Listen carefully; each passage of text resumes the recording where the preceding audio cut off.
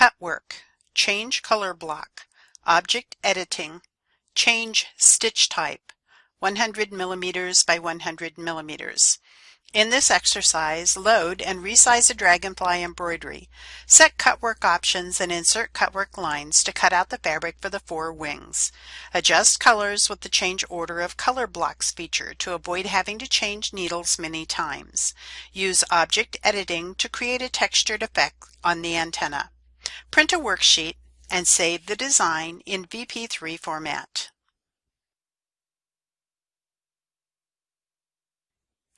Click the hoop icon. Ensure that the hoop is set to 100 millimeters by 100 millimeters Universal Standard Hoop 1. Click OK. Click View Designs. In the Viewer dialog box, click the Browse folder icon with the 3 dots. Browse to the folder Documents, 5D Embroidery, Samples, STED plus Stitch.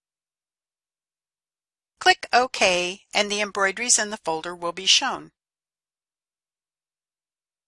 Click the page down icon to see more embroidery thumbnails and show the thumbnail of perkydragonfly.vp3.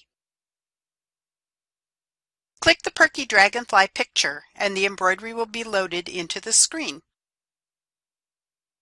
The center of each wing contains no stitching. The wings will make good cutwork areas. Click the Close Viewer icon to close the Viewer dialog box.